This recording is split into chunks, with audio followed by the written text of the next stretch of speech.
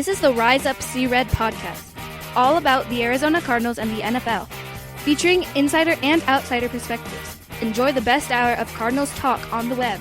Now here are your hosts, Jess Root and Seth Cox.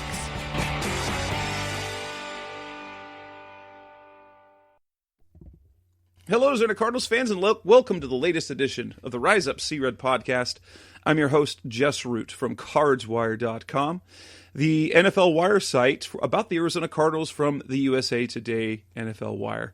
My co-host, as always, is Seth Cox from AvengeTheBirds.com, SB Nation's NFL site, and it is Combine Week. The NFL Combine has officially begun, and as a result of that, this is kind of a momentous occasion. This isn't the first time we haven't had someone else on the show, but it will be the very first time that we have someone with Seth on the show. We're going three-way today.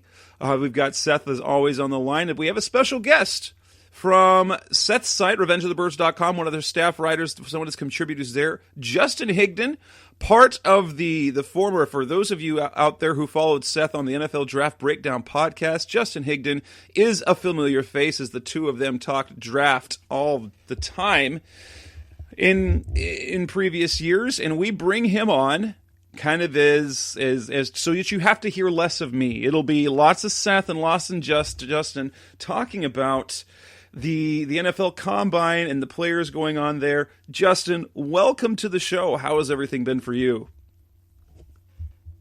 Join you guys.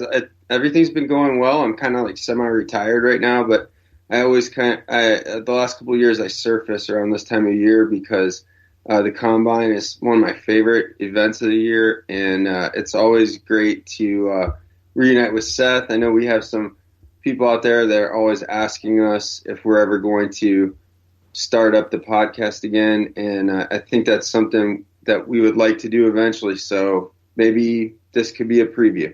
Yeah, that's good stuff. Welcome, Seth, as always. How's everything over in your part of the world, which is it's good, man. A few miles away from me. Yeah, it's good. It's busy, but this will be the last week of crazy, and then it's a little bit back to normal for us, so I'm just looking forward to getting through this week, and then we can focus on the draft and NFL free agency and spring break. I mean, like real life stuff. Yeah, absolutely. Well, there's real information and real misinformation already coming out of the Combine. This is episode 259. This is what we've got on tap for this edition. We'll be talking about the players that we're most excited to see. What we want to see from these particular players at the Combine. Who are the players who have the most to gain and most to lose with their Combine performance and measurements and everything?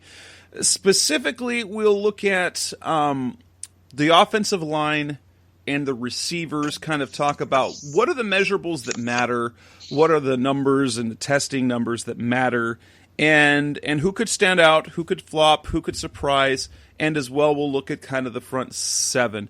And kind of programming the next few weeks. Seth and I will have a show next week where we kind of review the Combine. General Manager Steve Keim and Cliff Kingsbury, head coach of the Arizona Cardinals, they address the media on Tuesday, as we're recording on a Tuesday night. We're going to push that off to next week, kind of hash through what they discussed, what they talked about, and as we start to see some of the actual testing numbers come in, and what the players and prospects have said to the media, we'll kind of hash that out. Then move on the week after that. Later in the week, we will preview free agency, and then after free agency starts later in March, we'll review that, and then we'll start hot and heavy and getting ready for the draft as we are now in the heavy part of the off season. Really, it's ramping up, and until about May, we're going to have regular content on the show. So let's go ahead and get started with the players we're most excited to see at the Combine and why. We'll turn it over to Justin first, to have Seth talk about his, and I'll even talk a little bit about the players I'm most intrigued to see. Justin, you're up. Yeah, so we already know at this point that a couple of the big names are not working out. We saw that Chase Young is not going to work out. Joe Burrow is not going to work out. And a couple other names, I think Javon Kinlaw is nursing an injury, and K'Lavon Chason.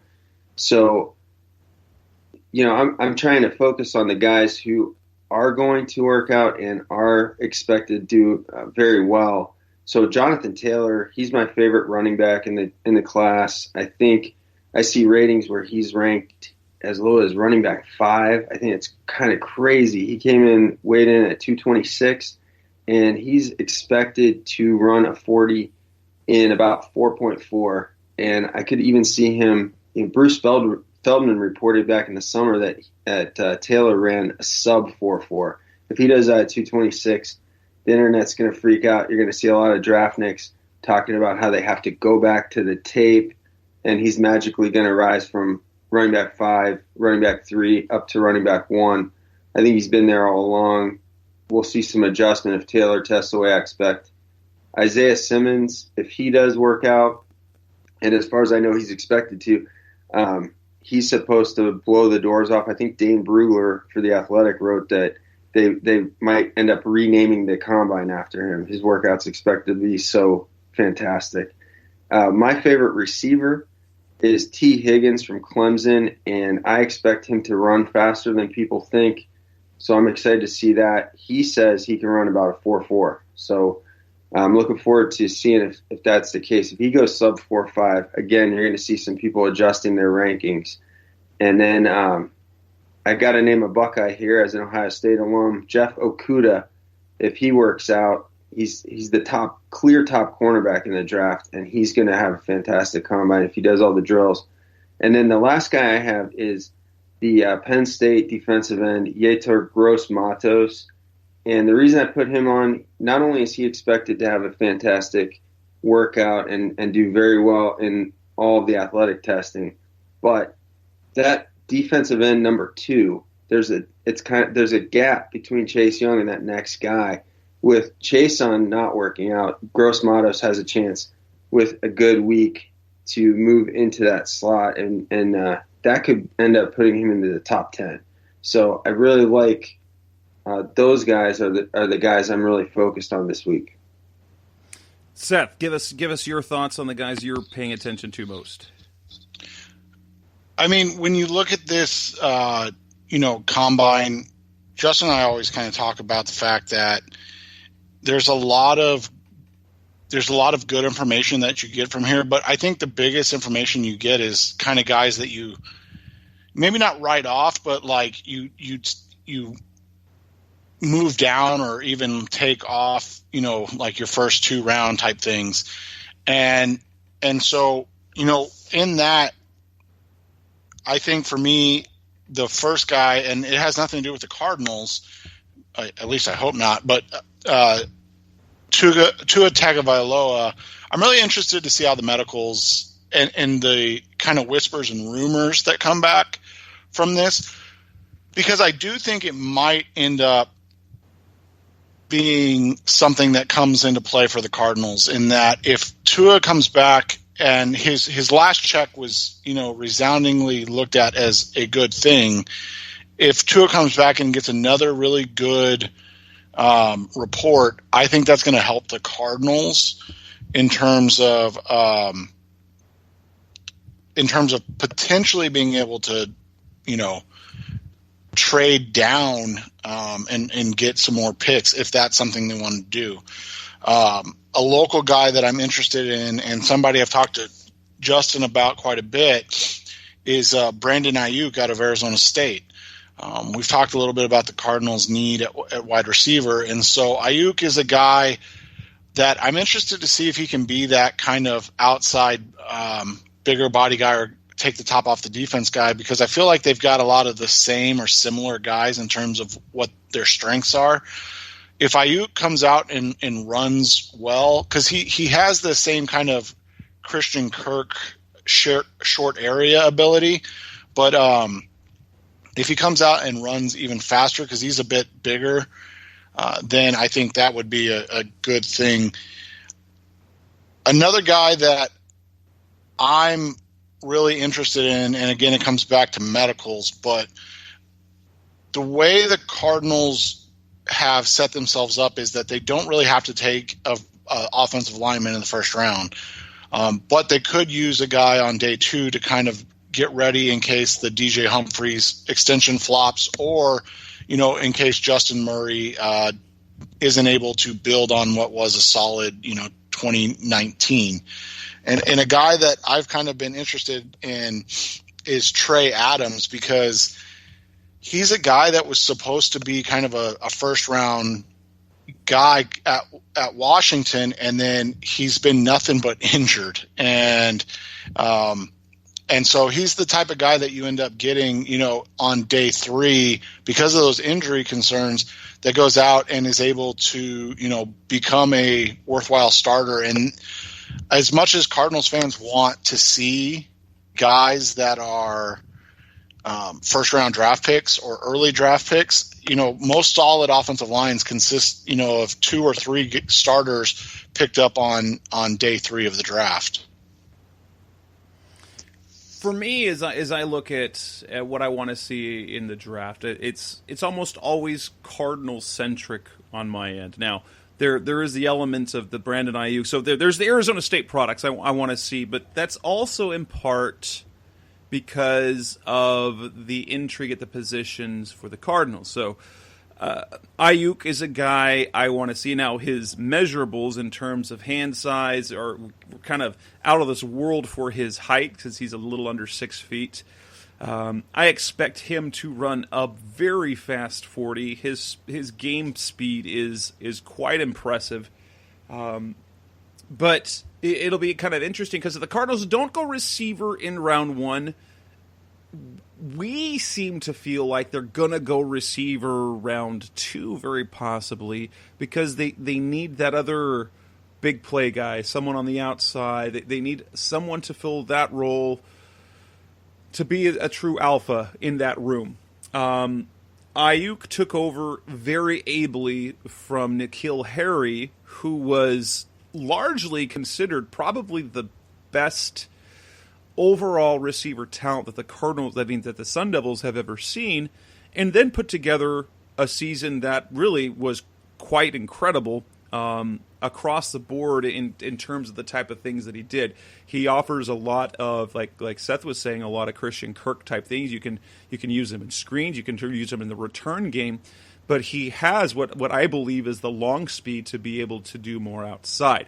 That said, Benjamin, running back out of Arizona State as well, I want to see what his speed looks like, because his gameplay, now it wasn't as good as his 2018 season, but he's got the work, like he can be a workhorse.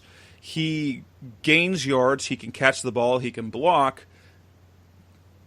Is he going to be productive at the next level, or is he going to end up being a DJ Foster type, or even Stephon Taylor, as we've kind of seen a lot of these Pac-12 running backs who are large, very productive in college. Now, at the top, at receiver for me, it comes down, and this is a discussion that if you've been following me at all on Twitter, because I've been sharing what my 18-year-old son Diego has been sharing, who is the biggest, maybe the second biggest CeeDee Lamb honk for the Cardinals behind Kyler Murray. I want to see what the testing numbers look like that those top 3 receivers, CeeDee Lamb, Jerry Jeudy, and Henry Ruggs.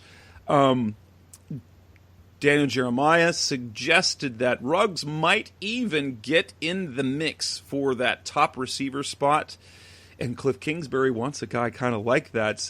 If he blows people away, which I think he will, that could put him in the discussion, while Jerry Jeudy and CeeDee Lamb want to see the speed. We know what they did in college. We know what Jeudy can do in terms of as a polished route runner. He's very fluid, very smooth. And CeeDee Lamb has the production. He's physical. He's going to go up and get the ball. He's got an element to his game that the Cardinals have been missing. And to see his long speed would be great, especially since my son tells me what he ran across on Twitter is that CeeDee has been running, has run a 4.3 in the 4.3, a sub 4 440 hand timed. So it'll be interesting to see if he runs, how like when he runs, what that turns out to be. I'm interested in some of the measurables on some of the offensive linemen that we could see near the top of the draft as those players will come into play, and Justin will give us a little bit of a look at what matters in terms of that.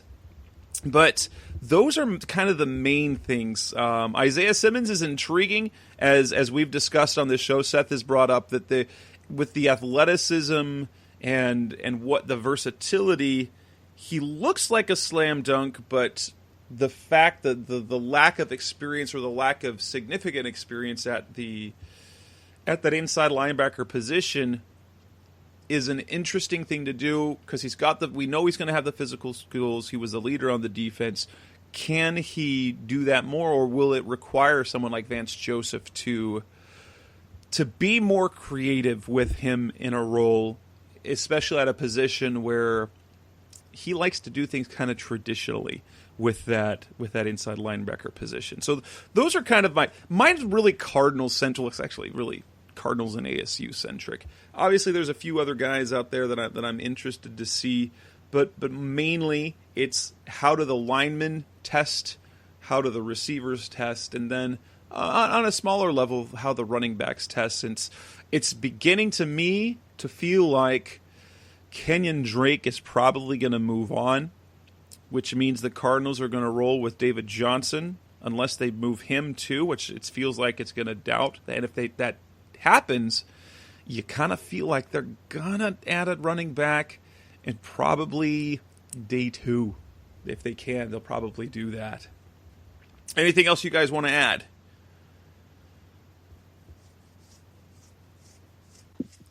So coming up next on the Rise Up See Red podcast, the best hour of Cardinals talk on the web, we will move on and talk about, who are the players that have the most to lose or the most to gain? Who can help and who can hurt themselves with the performance of the Combine? That's coming next on Rise Up See Red.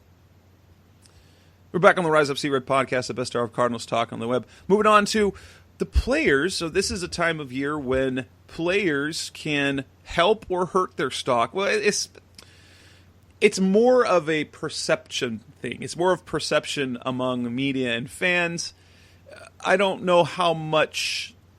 I think it, as Justin will say, it'll cause people to go back and look at the tape if they test better or they test worse than expected or measure worse than is ideal. It'll kind of make people go back and think some more. But let's actually start with Seth this time. For you, who are the players that have the most to gain in terms of who can gain the most by a great Combine performance this week?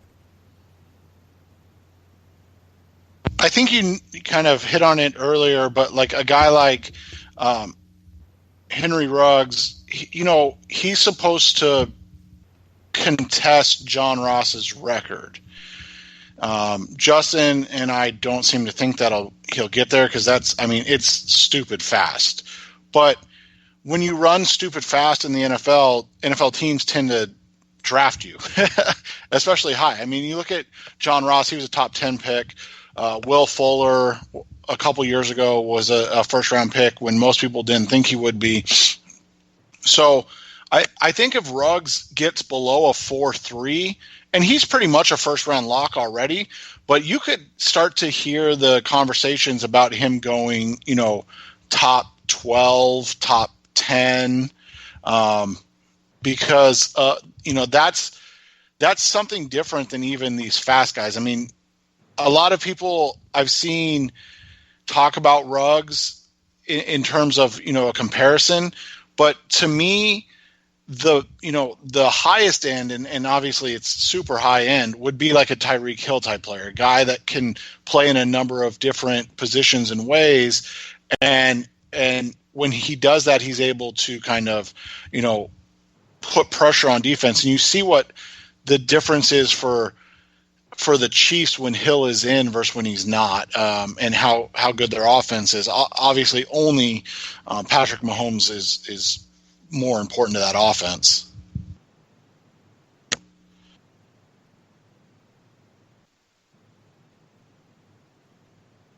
Well, I sticking with what Seth said, I think for me, receivers have the most to gain and lose because there's this huge jumble of receivers between the first round through the third round. We're hearing guys like Daniel Jeremiah say there are 27 or 30 receivers with day one or day two grades. I think Mel Kiper said that as well, and that's not realistic to see that many players at one position be picked in the first three rounds. So the combine is going to be a chance for a lot of these guys to separate themselves and to see which ones get into those first three rounds versus which ones kind of fall off. You guys were talking about Ayuk. Jess, as you said, if he runs a great 40, then, if he's sub 4.4, say, that's probably going to get him into the first 2 days.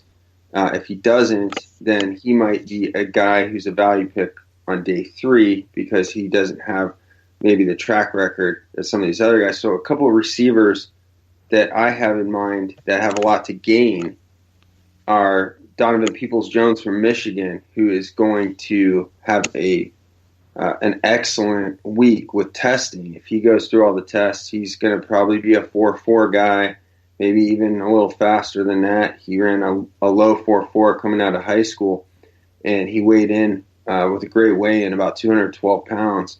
He didn't have a lot of stats, but he played through injury, played with some subpar quarterback play at Michigan. So he's got a chance to elevate his stock. Jeff Thomas from Miami had some off-the-field issues, almost transferred, that didn't. But he might challenge Ruggs and Jalen Reagor for fastest 40 time among receivers.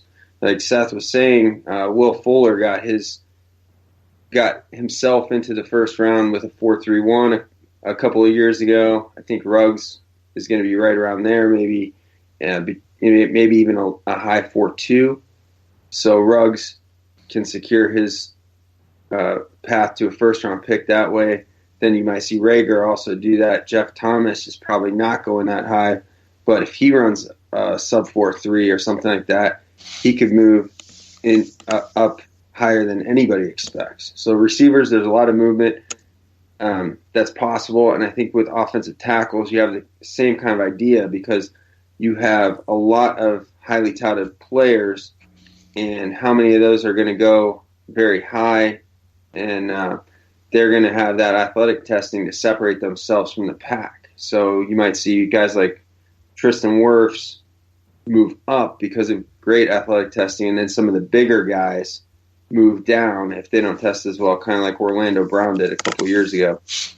I wanted to say a couple other players who have a lot to gain are, it's another deep position running back where you have a lot of players who were kind of considered top-tier running backs who measured in very small. DeAndre Swift was about 212, decent size, but not real big. And J.K. Dobbins weighed in under 210. So that kind of leaves the door open for a guy like Cam Akers to move into the top 3 if he has a great workout. And A.J. Dillon from Boston College is a player who's expected. He weighed in at the same weight as Derrick Henry, and he's expected to test that way too, maybe even a little better. That could elevate his stock. And lastly, the underclassmen quarterbacks, Jacob Eason, Jake Fromm, even Cole McDonald, because they have not had a chance. They haven't had Senior Bowl auditions yet. And with a player like Burrow not throwing, maybe these guys can elevate their stock with some good workouts. You mentioned the offensive linemen, and I mean, anybody that follows Revenge of the Birds or talks to me knows that I've been a big honk for the kid from Houston, Josh Jones, and I think he's going to be kind of that Andre Dillard type, in this draft class where he's going to get a lot of hype coming out of the combine, and that's one of the things that Justin and I used to talk about quite a bit was that Senior Bowl and Combine is really a time for guys that write to find out what guys in the NFL actually think. And so it's not like a shot at them because, I mean, a lot of these guys are one-man shows or they're small teams of guys doing draft coverage stuff. But one of the things that you tend to see is guys that have, good combines that all of a sudden start to climb in these people's rankings. And then you find out like, oh, well, the NFL, like Josh Jones from the jump, like, or Henry Ruggs or any of these guys. Whereas they, in the same way they'll be like, oh, well, Orlando Brown was really bad at the combine, so the NFL doesn't like him. It's like, no, the NFL always had their concerns with him. They were concerned about his size and his weight, so nobody wanted to draft him in the first round.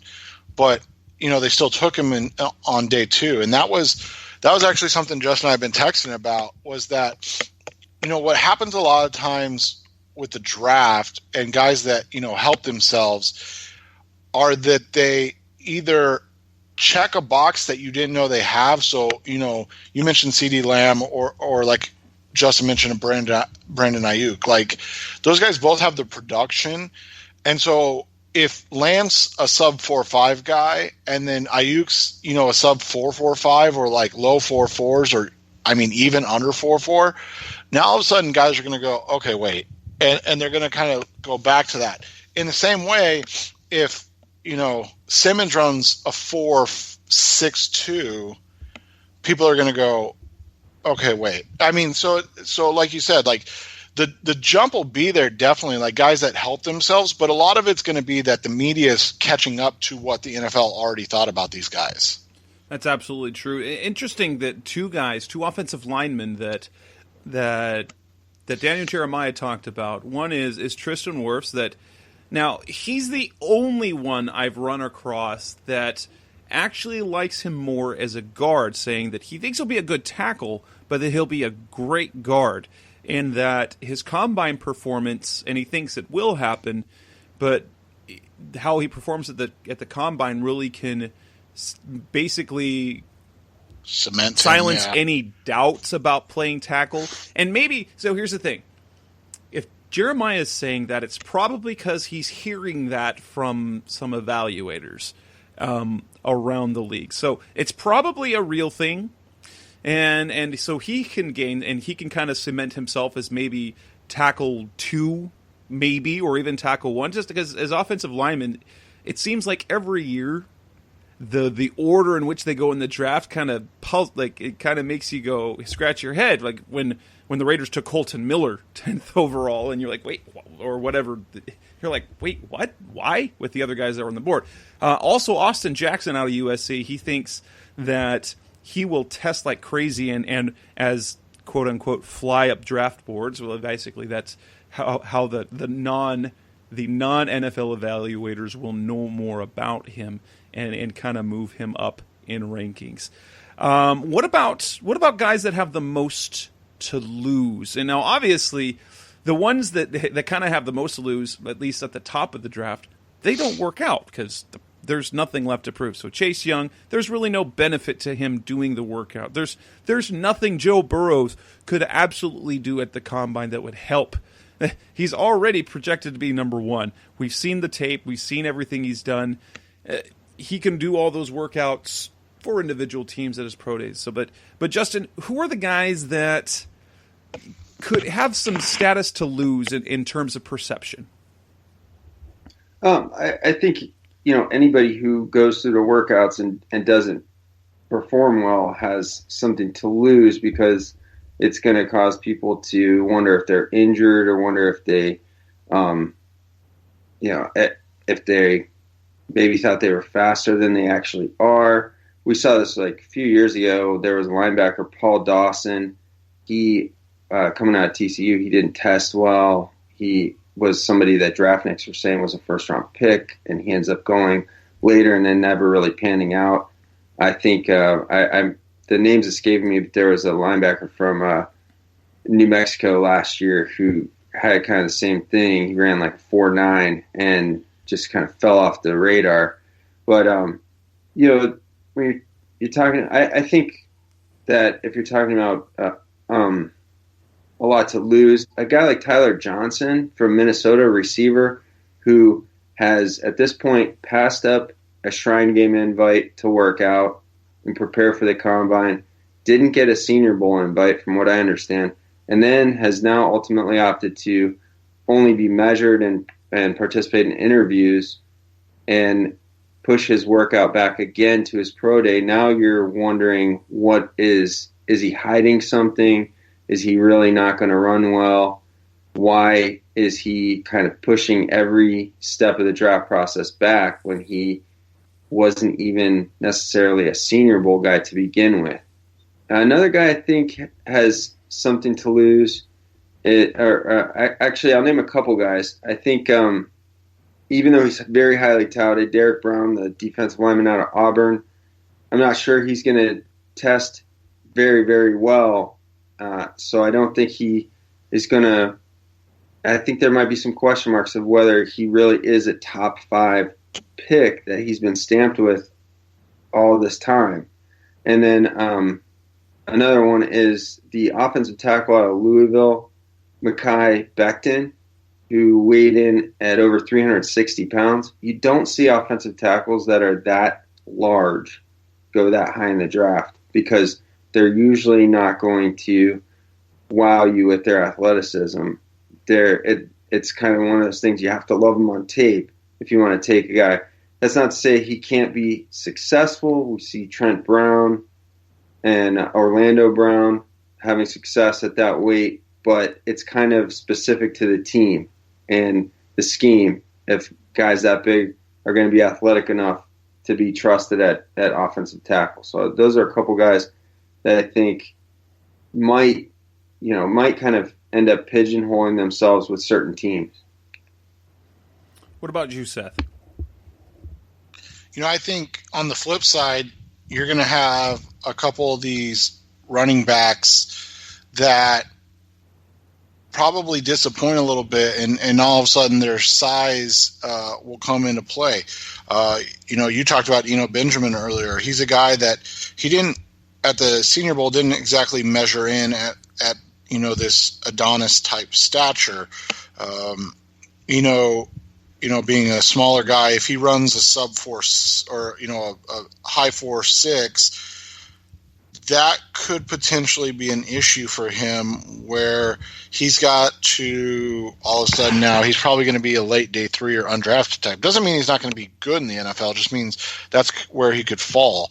I said I think his high end is a guy like an Aaron Jones, and they're similar build and size. And if he runs like Jones, that's where you're going to see him. Another guy that was kind of interesting to me, and I didn't know his kind of height weight situation until Justin actually texted me about it earlier today. And so it was one that caught me off guard a little bit, and that was the kid out of LSU. Was it Clyde? Yeah, Edwards-Helaire. He came in at 5'7", 207. So very, very small guy.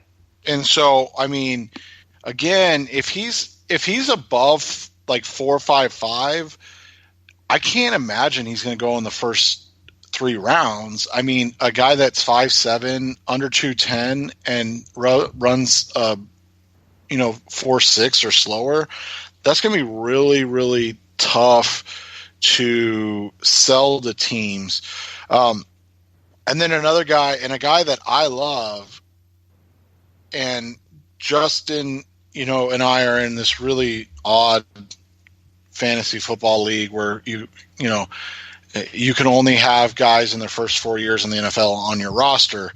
And so a guy that I actually have picked up in that league, and he's massive, is Antonio Gandy Golden out of Liberty. So he's 6'4" and over 220 pounds. But is he going to be a 4'6", 4'7" guy? Or if he's a sub 4'6" guy, I'm not going to, say that he's going to be in the first round, but all of a sudden he's going to be a midday 2 type. But if he's running below a 4'6", I mean, he played at Liberty. Are you going to be able to take a small school big receiver that's slow, kind of like a Laquan Treadwell type, but that a Liberty version of Laquan Treadwell, can you really justify taking him, in the top 100? That's kind of where I'm looking at with these guys that could really hurt themselves because their initial measurements were either, off or were accurate. And now you're like, okay, now I need to see like, what is this guy's speed like? And again, it doesn't necessarily mean that he's going to be a bust, but it could mean that he's a guy that you're like, like we talked about with Orlando Brown. All right, that's not a guy I want to take in the first round because there are those red flags. A guy that the Cardinals took a couple years ago, Marcus Golden, he was the definition of a red flag for a pass rusher because he ran like a 4.9 and his three-cone time wasn't great. And so when you get him, on day 2, that's really okay. But if you took him before Shane Ray, everybody would have looked at you like you're crazy. And yet he's the better pass rusher and been the more productive pro. So, that's the thing is when these guys, hurt their stock, it's not that they're going to be bad players. It just means that they've hurt their stock in a way that you can't justify, taking them in picks, X and Y. Now you got to wait till picks, Z, and then you come back around to A and B to get these guys. Yeah, Seth, I think that's an interesting point too. And, when you talk about Edwards-Helaire, and I think he'll test better than this, but you look back at last year, you had Devin Singletary out of Florida Atlantic who was small and didn't test very well. But then he goes a little bit later maybe than some people might have projected, but he ends up having a great rookie year, and it turns into an excellent value pick. If Gandy Golden runs in the low to mid 4.5s, then he's going to probably garner some Courtland Sutton comparisons, and you see what Sutton's done as a second-round pick. So those are really interesting names, and both of those guys, Edwards-Helaire and Gandy Golden, find themselves in deeper classes as far as the talent at their position groups than the guys that preceded them that I mentioned. So, they could end up falling even farther than you expect, but being great values. And I do think that's a great point, Justin, and something that, gets overlooked a lot of times. When you stack these prospects and you look at them, and you compare on-field and, size and all this stuff. And so if you look at, and I'm just going to put names out there, but if you look at a T. Higgins from Clemson and then a Gandy Golden from Liberty, similar size, weight profile. Higgins played at Clemson, Gandy Golden played at Liberty. So you put a bit more stock into the production of Higgins than you do of Gandy Golden. Now, if Higgins runs, and he's supposed to run a sub 4.5, but if he runs a 4.53 and Gandy Golden runs a 4.63, all of a sudden you're looking and you're going, there's no way I would want to take Gandy Golden in, within 60 picks of T. Higgins. However, that doesn't mean that, again, that Gandy Golden's going to be the worst guy. It's just that the value on Gandy Golden now is, instead of being, a top 75 guy, maybe now he's a top 125 guy. And so you're looking at him like, okay, if I can get him, that supplemental or that compensatory third or early fourth, I'm a lot happier than I would be if I have to take him at 66 or something like that. And a guy, that kind of fits that was Hakeem Butler. Butler blew out the combine last year, but there was a bunch of speed guys at the combine. I mean, there was a bunch of speed guys. And so Butler's lack of production, his concerns about drops, and the fact that he didn't have a ton of route deviations on his film, now all of a sudden you're going, okay, I'd rather take a DK Metcalf type who maybe has a similar skill set, but he's got, Butler by 30 pounds of muscle, and he's a full 10th of a second faster in the 40, because that's more value than a guy like Butler in that same scenario. And of course, when you weigh everything, it ultimately becomes a case of risk and risk and reward. You can and a GM and a coach, if they bet high on a guy who kind of has a higher risk, that causes them to lose their jobs. Anyway, coming up next on the Rise Up See Red podcast, we're going to go kind of position specific. We'll talk about the offensive line.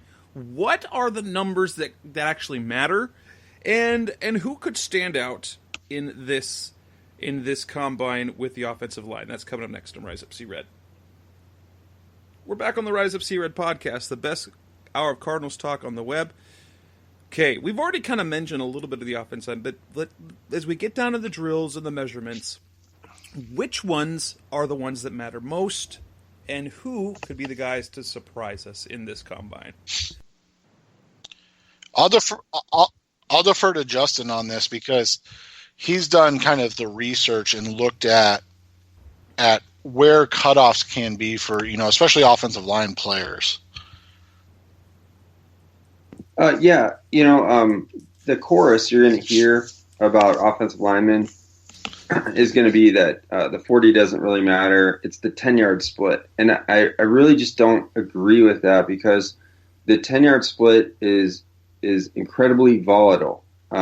It's a very short distance to travel, and even a slight variation over such a short distance, and the number is completely skewed. So I think it's been Green Bay's front office over the years that's really found that the 40-yard dash is actually a valuable benchmark for offensive linemen. And it doesn't mean they have to run like a sub-5 40. They don't have to, blow the doors off, but you want something that's like under a 5.2 ideally. Maybe if it's under a 5.1, great. Then you're in really good shape. You got something to work with. I've always looked at the cone drills, the 3-cone, and the short shuttle because a lot of times you see these guys test over 8 seconds in the 3-cone, over 5 seconds in the short shuttle.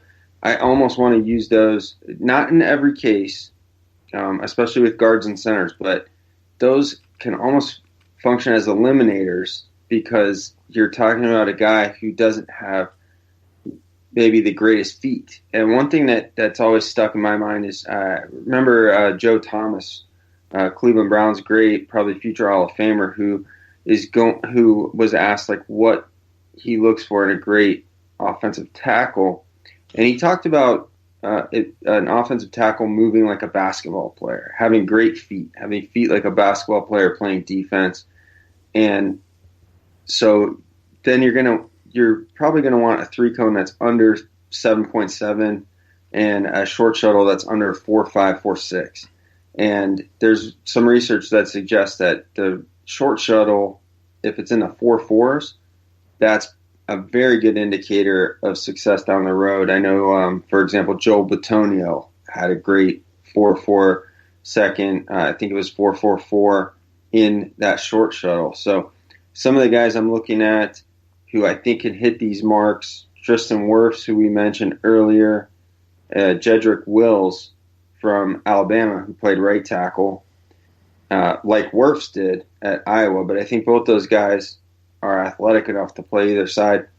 And then Sadiq Charles from LSU. He's another guy who I think has the profile to test pretty well. He came in, I think, at 320 pounds or so.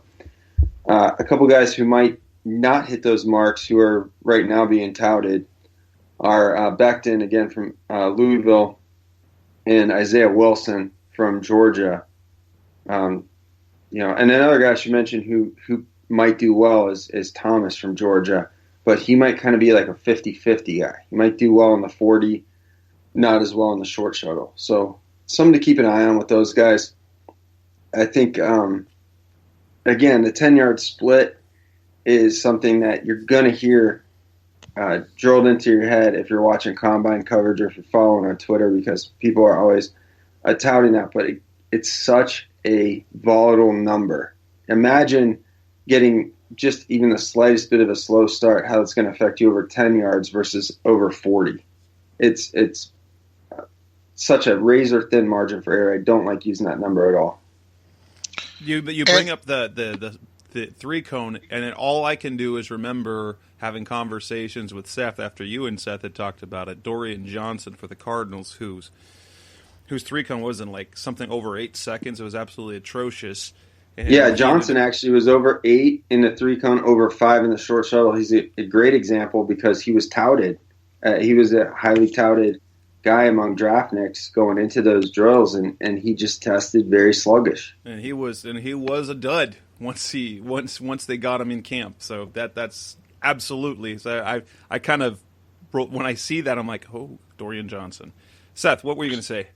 And that was what I was going to say is like, we'll harp on this a lot, and partially because, in today's kind of listening to this, whether it's in a cab or Lyft or Uber or on a train or whatever, people may not like finish the podcast, or they may listen to parts of the podcast. And so one of the caveats that we always need to give, and Justin's kind of saying it without saying it, is like, the numbers don't matter if these guys can't play. So when you look at a guy like Colton Miller, Justin was never a fan of Colton Miller, and then Colton Miller tested like an animal.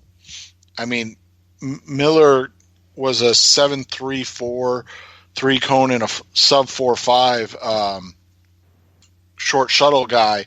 I mean, his 3-cone is in the 95th percentile. His short shuttle's in the 91st, and then his jumps were in like the 99th. So he's a freakish athlete, but he was never a guy that you looked at and you're like, oh, this guy's going to be good, right? Like, so I think that's a caveat that we always need to put in there is hitting those numbers doesn't assure you that you'll be good. Like, you still have to be good at football too. So, but a guy like you mentioned, Dorian Johnson, you come back to that and you go on the tape and you're like, yeah, he doesn't pull that well. Like, he's slow getting into blocks, on pulls and traps. He's kind of more of an inside zone, and everybody always assumes like, oh, you got to be super athletic if you're running zone. But it's like, no, you kind of, I mean, it's not that you have to be super athletic, but you kind of want a guy that can, or you're more moving kind of vertical and horizontal as opposed to laterally and in short space. And so, when you look at actually power type players, those are the guys that have to be able to move because they have to be able to pull, trap. They have to be able to get on deuce blocks and get downfield more so. And so, one of the guys that he mentioned, Joel Bitonio, was a guy that I loved coming out of college because he was a guy that he plays like a wrestler. He kind of has that mauler mentality, but then he moves really well. So you look at him, you go, okay, well, he's a guard now, but like, he's a guy that you feel comfortable putting kind of interior. You'd feel comfortable at right tackle. He had some, arm length size limitations maybe at left tackle, and then the other thing is this, and you mentioned the Green Bay thing, and I'll never forget, good friend of the old program, Justice Mosqueda, and one of the things he talked about that's always kind of resonated with me, and that's how, if you watch a lot of these drafts and you go back to, as you mentioned, the Packers, we're seeing it even kind of with the Browns, so maybe that's not the best example, but you look at guys you look at guys that played left tackle in college, maybe left tackle in high school, and when you look at that, you see typically, and I say typically because it's not 100% across the board, but typically a guy that plays left tackle is the best lineman on his team. And so when you get to the pros, you only have one left tackle, but you still need 5 offensive linemen. So, if a guy has the movement ability to play left tackle, then typically he could play, left guard, right tackle. It may take him a season or two, but they're a guy that can slot in. That was something that, Green Bay has done, whether it was Brian Bulaga, I forget the kid's name that played guard for them for a while. TJ Lang, and then obviously David Bakhtiari. And didn't Corey Linsley at Ohio State play left tackle too for a little bit? I think he was predominantly at center, but they honed in on him because he did he was kind of that squatty center build, and he was extremely strong. But I think the guy you might be thinking of is J.C. Tretter. Yeah, Tretter, thank you. Yeah, who played tackle in the Ivy League, and then they moved him to center, and he ends up being very good. Now, he actually does play for the Browns now. Okay. Bitonio, like you said, made the smooth transition. On the flip side, you have Austin Corbett, who took over for Bitonio as the left tackle at Nevada and tested well. But then when Cleveland tried to play him at guard, he did not do very well and ended up getting traded to the Rams, where I think he still started, but I don't think he's considered that great of a player. Well, and Corbett was interesting because, and Justin and I, and so you can correct me if I'm wrong here, but Justin and I aren't big on like bench press, but there is core like functional strength, and Corbett was like under the 10th percentile for his bench. Now, he didn't have an injury, did he? Like he didn't get hurt during the. I don't think so. I think it's one of those things like you don't want to put too much stock into it, but when you see a good bench, it almost kind of tells you that their whole weight room ethic and ability is pretty strong. So I mean, it depends on a lot of things, arm length and whatnot. But if you see a good bench coupled with the other athleticism, it's a good sign. With Corbett, he was pretty good across the board in everything but the bench. I don't know that it was a big red flag for me, but I know that when the Browns picked him at 33 overall, the first pick of that second round, I was extremely disappointed. I didn't think he was a good enough player to pick at that spot, and that turned out to be true.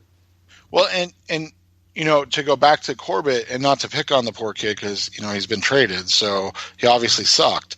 But you look at it, and Justin kind of hit on it, like it's not a big thing, but if you're a guy that's in a low weight percentile for the position, so he came in at 306, which is in the lower third or lower quarter, so he's in the 25th percentile. But then you look at his arm length, and he's got shorter arms. Now, arm length is always a stupid discussion to have, and I hate getting into it. But what we're talking about is, I was going to ask that. Does arm length really matter? I mean, obviously, A.Q. Shipley, it hasn't, but they've been trying to replace him forever and ever. So I was going to ask that. What is the importance of arm length? I don't think it matters too much if you're talking about a guard or a center. And I think if you're talking about an offensive tackle, you're probably fine if it's a 33 and above. I know there's a lot of, kind of mythos around Joe Thomas having short arms, but I think that's now been chalked up to mismeasurement and that he actually did have above 33-inch arms. So I don't think it's super critical. I think there's probably more research that taller guys with 33-inch arms do fine at tackle as long as they have these athletic traits that we're talking about. But for guard, for center, especially if they're 31, 32, it's probably not a big deal because they're playing in such a tight space. But then it goes back to the idea, too, like if you have that kind of bulkier, stockier size, and everybody has bad days, but like Justin said, like if you're in the lower than the 10th percentile for your bench press, again, that maybe comes back to the idea of weight room ethic, right? Like if you have short arms and you have a bad bench press, maybe you're just not that strong. I mean, that's probably a good that's probably a logical leap to make.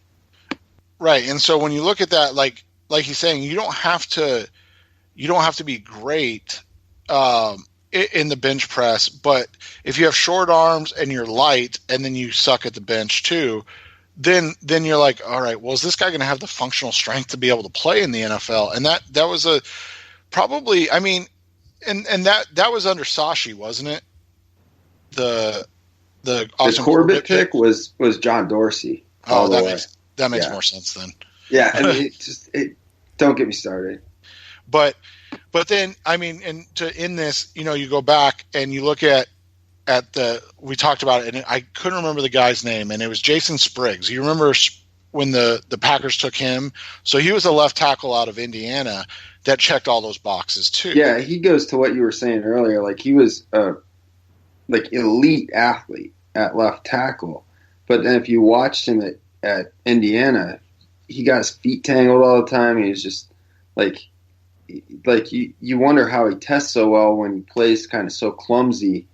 And I was going to say this earlier, but if you have the offensive line coaching at the next level, you can make it work. I think Minnesota's done it with Brian O'Neill from Pitt, who is a converted tight end, and he tested great.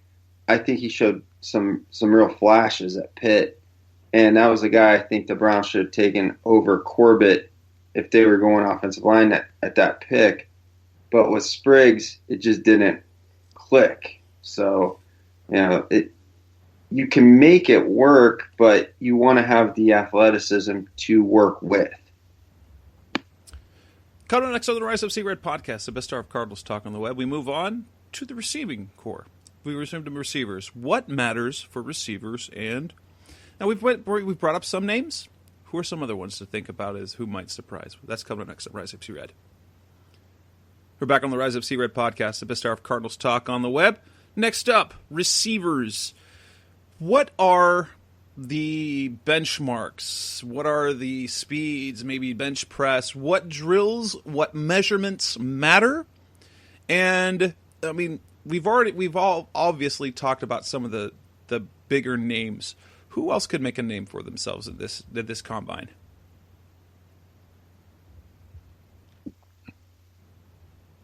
I think Jess, if you're talking about what matters, I think you want to kind of differentiate what position you're talking about, and we all tend to lump all receivers in together.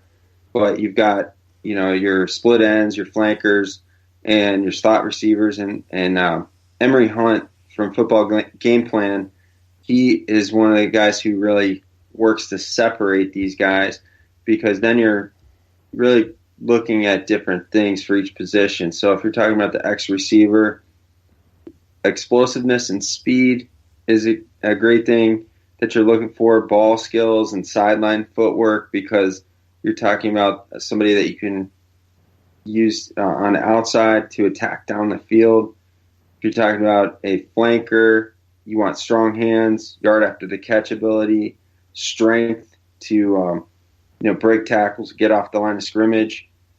And with the slot guys, then you're looking at the routes that they run, the quickness, the agility. So I think you're looking at different things, and if you see these different traits in a particular receiver, then you can kind of project into what his NFL role is going to be. So, for example, like Laviska Shenault is a player for Colorado. He measured a lot like A.J. Brown for the Titans, and the tools that he shows, the skill set he shows, I think kind of suits to a flanker role, where he's going to be a yard after the catch monster, a guy who can break tackles, who's strong in the open field. But I'm not sure he's like super refined enough to play that split end role. So that's just one example. And you see the slot guys where if they run a 4.6, it's not maybe a death knell if they can show that short area quickness. And you can look at a guy like Hunter Renfrow for the Raiders, who caught a lot of passes as a rookie, even though I think he had more yards as a rookie for the Raiders than he had in any year that he had at Clemson.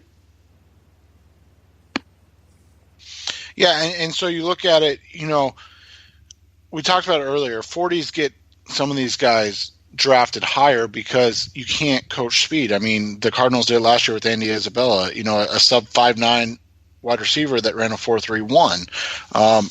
And you saw it, on a play this year when he ran away from the entire San Francisco 49ers defense, on a deep over route, and he caught the ball and he planted his foot and nobody could catch him. And so that's a big deal. But, you look at a guy like, Mecole Hardman, again, another kind of just blazing guy. He got put in the right system. Whereas, right now, Isabella's probably not a great fit thus far for the Cardinals, at least at this time. Justin and I have preached this for a long time when it comes to wide receivers, because guys that measure at a certain height, weight, speed. And so, we'll go back to Brandon Ayuk, and Brandon Ayuk had a nice measurement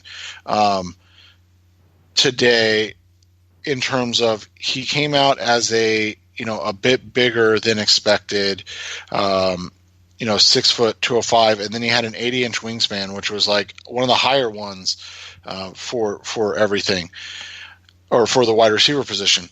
So if he comes out and he runs a sub 4.5, he's a guy like we talked about. He's going to be a top 60 pick. If he runs a 4.56 or even a 4.55, the difference in his size won't matter enough to make up for that lack of speed. And one of the guys that everybody always points to about the measurements and all this stuff don't matter is Antonio Brown. And so we always kind of laugh at that, because it's not that it was that the measurements didn't matter for Antonio Brown. It's that they did matter, and he went where he needed to go and got into a place where he needed to be successful. And so, can you imagine Antonio Brown in 2000? I believe it was 11, but it might have been 10. Yeah, 10. Can you imagine Antonio Brown in 2010?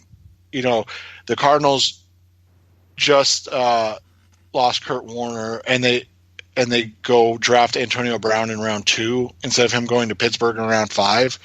Like, the dude's out of the league in 2 years. That's just what happens. And so, everybody wants to look at, these measurements don't matter, or this doesn't matter, or this doesn't matter. Well, no, in the game of football, it doesn't matter. But as Jess hinted at earlier, when you're talking about likelihood of bust, the more boxes, or the more spider web, the more the spider web on Mock Draftable is filled in, the more likely they are probably to have success. So you get a guy like Julio Jones, who is just a complete freak of nature. It's likely that he's going to be good. But then, you go the other way with that, a guy like Stephen Hill. Justin and I were actually doing draft work together when Stephen Hill came out, and everybody loved Stephen Hill because he ran a 4.34 at 6'4" and 215 pounds. And so 4.34 is like an elite number anyways, but when they're, over 6 feet, and now over 6'2", and now they're 6'4", and they're, over 210 pounds, and they're running that fast, like that's incredible.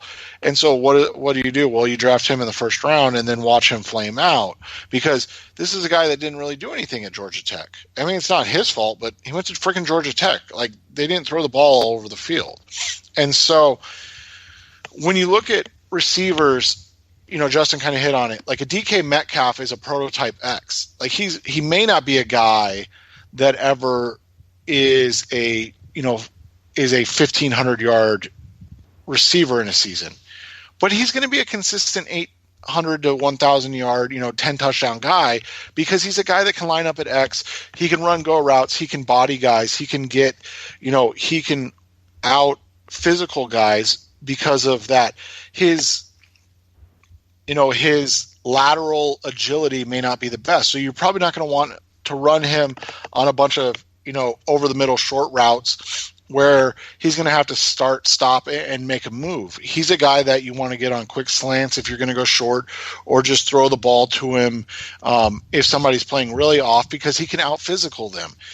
But at the same time, when people are like, oh, well, the NFL missed on this guy. Well, no, the NFL didn't miss on him. He's a very good player and he does one thing incredibly well, and so that made him kind of the perfect fit for Seattle and what they needed, because they have a guy like Tyler Lockett already who checks the more the more shifty kind of rack yak type guy after the catch. A guy that had a good 40 but had really elite shuttle times, meaning he can adjust when he has the ball in his hand and make people miss and make plays. So that's kind of what you want to look at.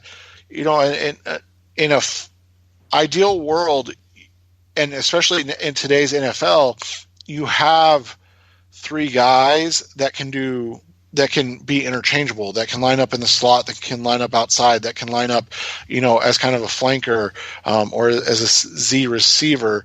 But those guys don't grow on trees, and that's where people struggle with, a guy like Michael Thomas. And Justin and I, still a joke to this day that we make about, the other Michael Thomas. And this was a guy, because he didn't have anything in terms of size or speed or agility drills that was elite. He had a really good broad jump. He had, he's obviously a good size guy, but he's a 4.57 guy. His vertical wasn't great. His three cone was, in the 75th percentile, which is good. I mean, that's top 25% of all combine participants at the wide receiver position, but it still wasn't great. But you could tell this guy was different. And then that's kind of my whole thing when you look at CeeDee Lamb coming out, is I put him kind of in the same boat as a guy like Michael Thomas or DeAndre Hopkins, who probably isn't going to be a guy that lights up the, spider web or that checks all the boxes number wise. But I mean, when you look at DeAndre Hopkins, he ran a 4.5 20-yard shuttle. That's not really very good for a wide receiver. Again, 4.57, and he's only 6'1". Michael Thomas was 6'3". So when you look at what matters, for me, unless it's just a complete red flag number, like who is the big wide receiver a couple years ago that ran like a 4.9, Justin, or like a 4.8? Oh, I don't know. De'Runnya Wilson? Yeah, never mind. He passed away, so we won't talk about that. Oh, but I just remembered that when I said that. But yeah, I mean, same type of thing. Like, God, rest in peace. But he ran a 4.85, and like there were people that were like, "Oh, this is a guy that, well, he's 6'5", 225. It doesn't matter." And it's like, no, it does matter when you're talking about something that's that is that off kilter. Well, and I mentioned earlier, guy, Jeff Thomas, that he's going to run an elite 40 time, and Donovan Peoples-Jones, who's going to test above what he produced at Michigan. I think those guys have a chance to fit into these roles that we're talking about and check those boxes that we're talking about that put them into an NFL role. Can you imagine Jeff Thomas going to the Chiefs, for example? That's a good fit. Jeff Thomas going to another team might not be such a good fit. But one of the things that I know Jess asked about is who is a player that I think is going to surprise people. And with all that we're talking about, I think my big surprise, I'm trying to search for a name that a lot of people are not talking about. This wasn't a Senior Bowl guy. He was actually a Shrine Game guy, but he went to a big school. That's Benjamin Victor from Ohio State, 6'4", just about 200 pounds, just a shade under.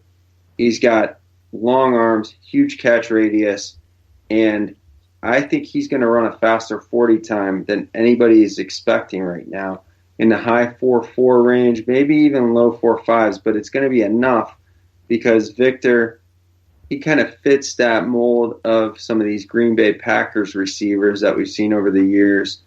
And I know at least one person, Jinx, who we follow on Twitter and who follows us, likes for the Chiefs. So Benjamin Victor, that's my surprise for the wide receivers. I think he can really fit that X role and be a great value pick. He's going to be picked sometime on day 3, and he's got potential.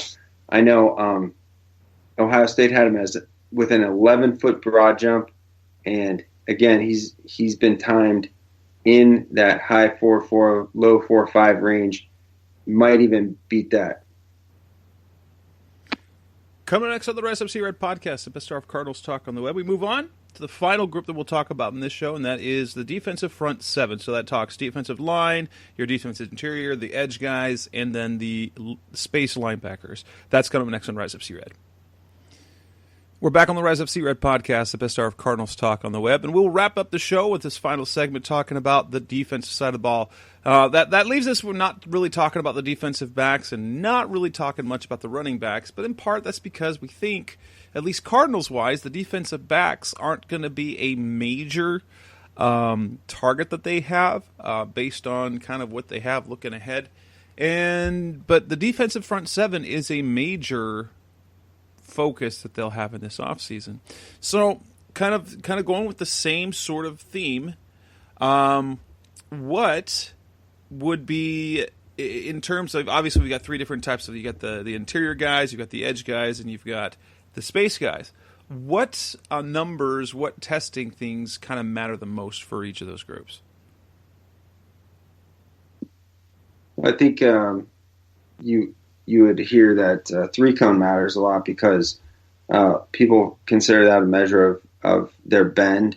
I think the 40 time, again, and those jumps measure the explosiveness. So you see a couple different types of pass rushers. There might be some pass rushers that don't have great bend, but they are explosive. A guy that comes to mind is Yannick Ngakoue from Jacksonville. He was a prospect out of Maryland. He didn't have great flexibility in terms of those shuttle drills, but he was very explosive.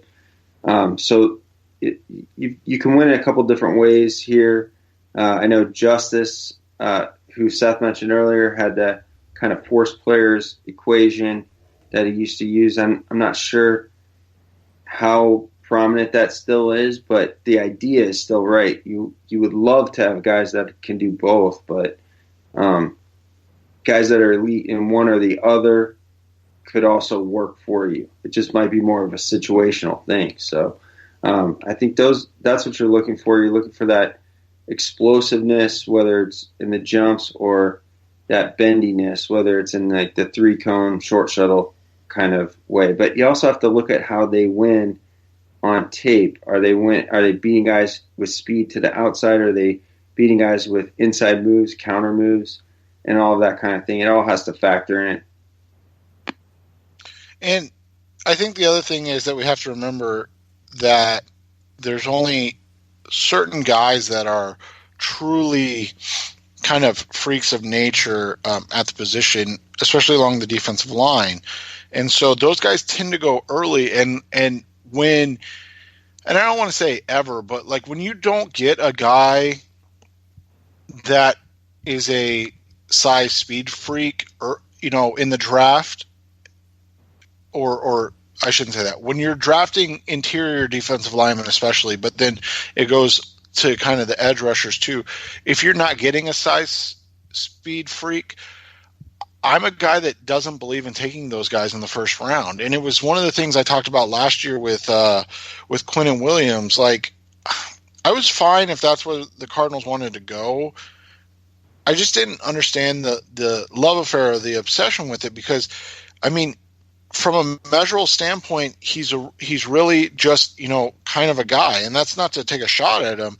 Like, he was really good, but everybody's looking for the next Aaron Donald. But I hate to break it to everybody, that guy doesn't exist. I mean, there's not going to be another, defensive lineman that runs a sub 4.7 at 285 and only 6'1". There's not going to be, a defensive lineman that has a 116-inch broad jump or runs a 7'11 3-cone. I mean, a 7'11 3-cone is in the top 50 percentile for all all athletes, like all athletes. So, he is a guy that was incredibly fluid. And so when you look at him and then everybody kind of gets excited and hopeful, and so, like a guy, you brought him up earlier, Derek Brown. I think Derek Brown's going to be a good player. But when people want to draft a guy like Derek Brown at 8, I look at it and go, okay, but what's the difference between, a guy like Derek Brown, assuming he tests like a normal defensive lineman and not like a complete freak, and, a guy last year that kind of didn't have the best combine, or a guy this year that you can pick up on day 2, and that was my thing with Quinnen Williams is at 6'3" and 305 or whatever he was. It's not like he tested out of the water, and so for me, that's what I kind of look at with interior and kind of edge guys, is that if you're gonna talk me into drafting them in the top probably 25, then they better have 3 check marks by them. They better have that kind of elite production, and then they better have those elite measurables, and then they better not have, an injury history, because that's my biggest thing with defensive linemen is, especially if they're quick twitch guys, if they have a knee or an ankle, I'm really hesitant to kind of go down that route, because that's what they rely on. And so all of a sudden, if they lose that explosiveness, are they going to be the same type of guy? Yeah, I'm a believer in. I'm still a believer in the edge pressure being better, greater than the interior pressure, and it goes back to what you talked about, Seth, earlier when you talk about the best offensive linemen on a college team. They're usually the tackles, especially the left tackle. So you look at these edge players; they're going against the best linemen on the opposing teams. So a guy like Quinnen Williams, not to take away from what he's done, or Derek Brown, but they're going against the interior linemen on these college teams that aren't always NFL players. So I believe in sack production, tackle for loss production, and that's why when you look at players like last year, they were talking about, there were a lot of people saying that Quinnen Williams was a better prospect than Nick Bosa, and I never agree with that, and I think most people now wouldn't agree with that. So even though Nick Bosa might not have had the elite 40 time, you could see that he had the pass rush moves, that he did have a strong athletic profile, and he did have that good production in the games that he played on a very deep defensive line rotation, right?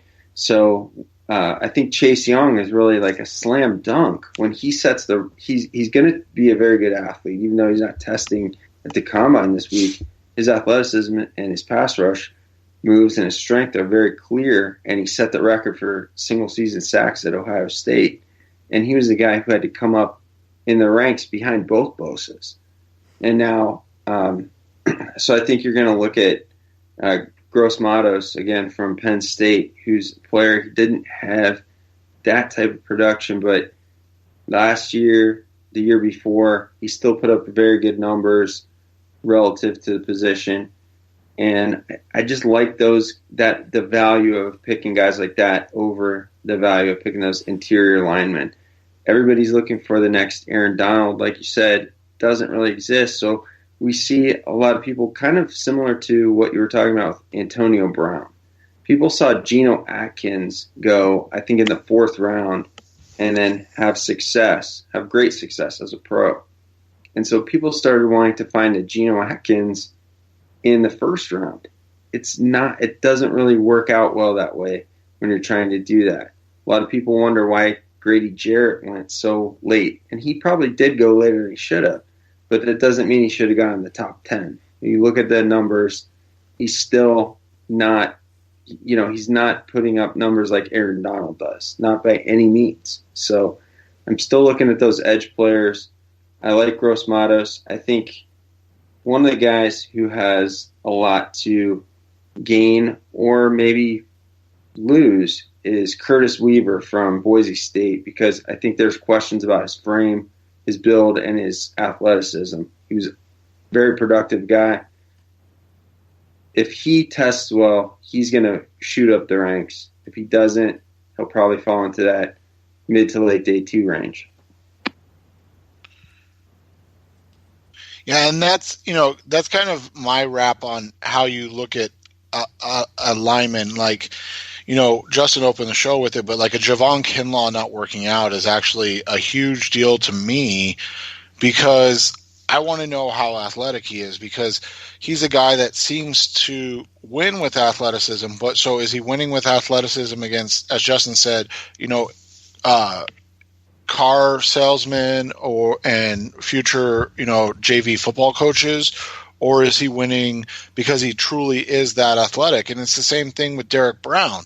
I mean, that was, my biggest concern last season with Quinnen Williams, and why, I personally never moved him in front of Ed Oliver, because while Oliver didn't run, his jumps were out of this world at the combine. I mean, he had a 36-inch vertical and then a 120-inch broad jump at 6'2" and 290 pounds. So, that shows that explosiveness, and that shows you, kind of what Justin was talking about. Like, when you're talking about finding the next Geno Atkins, like, that's the type of athlete it should be. But then there should be the production to back it up, because that's where you start to get in trouble, is when you go the Robert Kimdiche route and you're like, oh, this guy checks all those boxes from a athleticism standpoint, but there's nothing to back it up there. Another guy that hasn't really completely lived up to the hype from a couple years ago, but I think he's getting closer, but I mean, he's also in year 5 now, is Sheldon Rankins. I mean, people loved Rankins coming out of Louisville, and those were the comparisons, right? Geno Atkins, Aaron Donald, and he had a good combine. Don't get me wrong. I mean, like, his numbers were good, especially his jumps. They were really good. But when you're bringing up comparisons to elite or like unique or special guys like JJ Watt or Aaron Donald, just look at the numbers, and then you'll be like, oh yeah, those aren't even close. And so that's the thing, is like, they're not just better, they are on another stratosphere. And then when you go back and you look at the production on top of that, you're like, oh yeah, I definitely overshot this, Sheldon Rankins thing or this Quinnen Williams thing.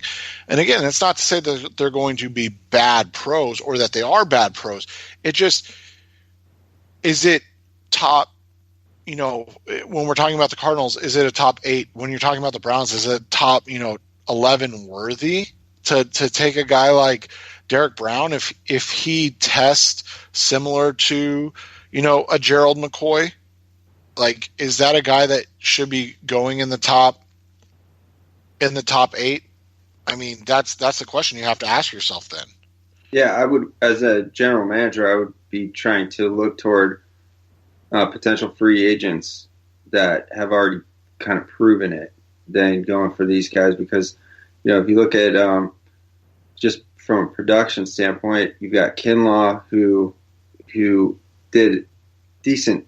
He put up decent numbers this year. He's gotten hurt. He had to cut his Senior Bowl week short, and then is he really like 2 or 3 rounds better than a guy like Laurel Murchison from NC State, who measures up to a similar height, weight profile, and then put up better numbers? And also, I thought had a pretty good Senior Bowl week in terms of practices. So, you're kind of weighing, like, when I talked about earlier, Chase Young is like head and shoulders above every other defensive end in this draft class. If you have a shot at him, you've got to go for him. But with Kinlaw, or even with Brown, are they that much better? Is the gap that much wider that you have to get those guys in the top 10? Or is it narrower and you can prioritize a different position because there might be a similar player available to you on day 2 or even late day 2, early day 3? Are there any other people that you want to guys bring up before we wrap this up?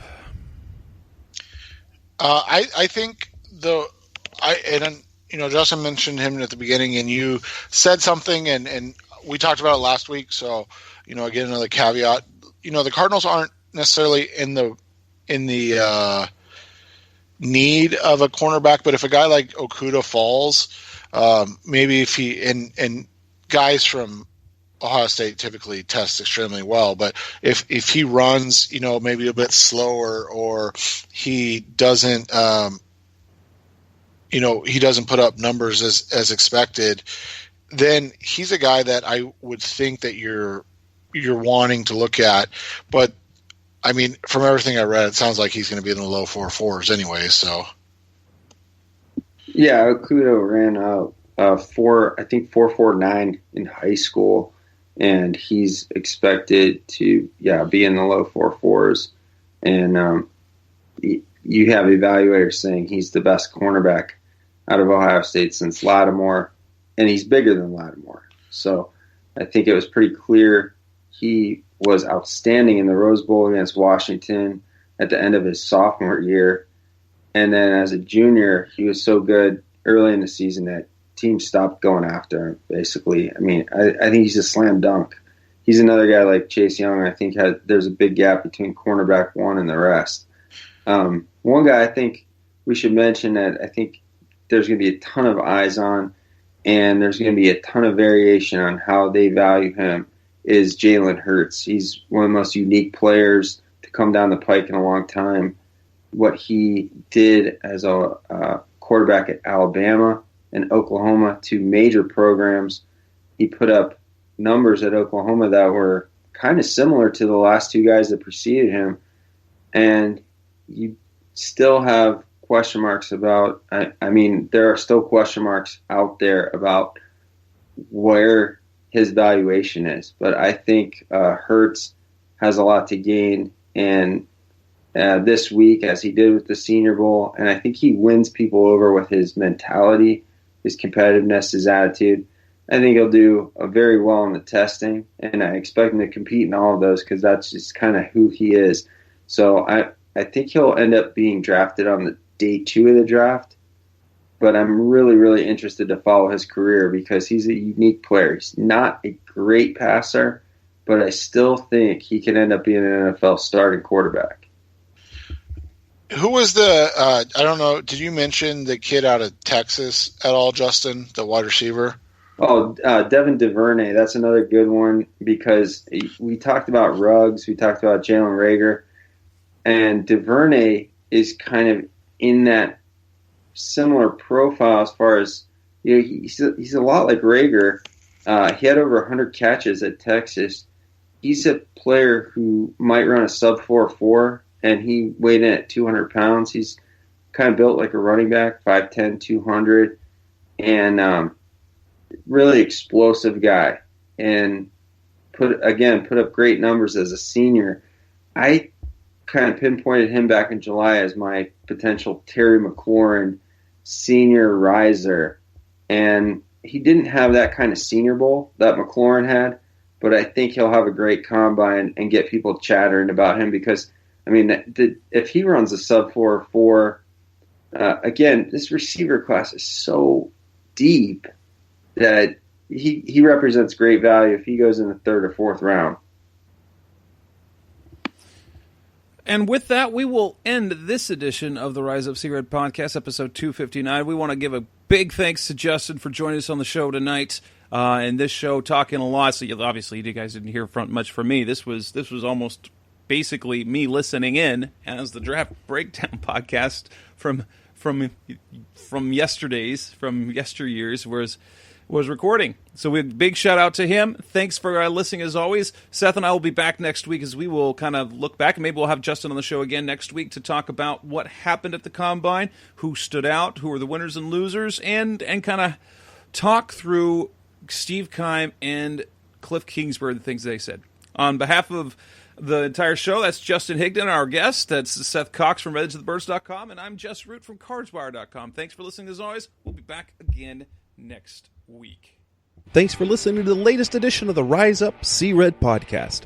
Listen to previous episodes and subscribe to the show on Apple Podcasts, Stitcher Radio, Audioboom, or many other podcast platforms so shows are delivered directly to your mobile device. Please give the show a 5-star rating and always support the sponsors who support the show. We'll be back soon for the best hour of Cardinals talk on the web. Rise up, Red Sea, be Red, See Red, and of course, Rise up, See Red.